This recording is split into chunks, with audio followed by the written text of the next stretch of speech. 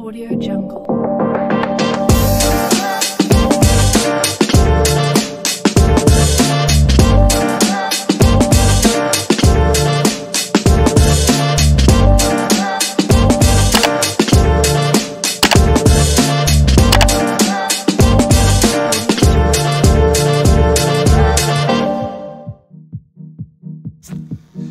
Hello again mga kadivas!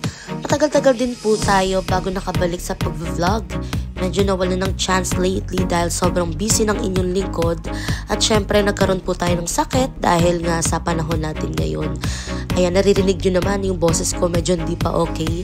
But anyway, nagpapasalamat ako sa lahat ng mga nakasubaybay sa aking mga uploaded performances the past few months. 10,000 subscribers na po tayo. Salamat po. At sana ipatuloy niyong panoorin ang mga upcoming videos ko by subscribing to this channel. For this episode, dadalhin ko kayo sa likod ng camera ng aking glam shoot na pinagtulong-tulungan ng aking mababait na sponsors. Maraming salamat po sa walang sawang suporta sa akin. Hindi po biro ang effort at patience na kailangan para mapaganda ang shoot na ito. Alam niyo naman na hindi ako sanay sa mga glam-glam na ganyan, pero dahil kailangan talaga ito sa showbiz, go lang, laban lang. At higit sa lahat, para sa inyong lahat na sumusuporta para sa akin.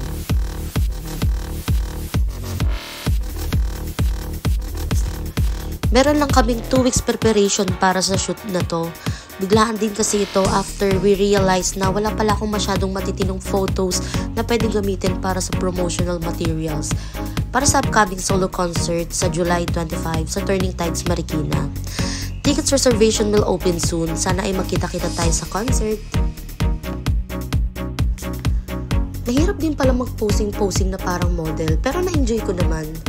Nakakangalay nga lang, pero sabi nga nila, tiis ganda. Buti na lang din magagaling mag-coach ang aking glam team, pero mahihain talaga ako eh. Panibungis-nis ko sa bawat post. For sure, isa to sa mga experience na hindi ko makakalimutan. I feel beautiful during the shoot. Maraming salamat po. Photographer, Sir Philip Vargas. Makeup artist, Sir Kevin Enciso. Sa hairstylist, Sir Enrico Gabato. At sa aking personal stylist, Diana Fabroa. And thank you din sa support sa aking kaibigan at ang magiging front act sa darating na concert sa July 25 na si Ali Pau Pau.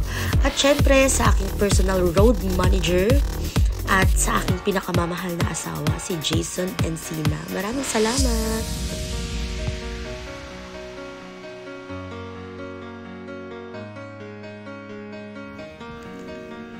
I will definitely share this final photos sa mga susunod na araw.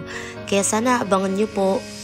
And with that, please don't forget to subscribe, like, and press the notification bell para lagi kayong updated sa mga ganap ko. Thank you so much mga kadivas. Till the next vlog. Bye!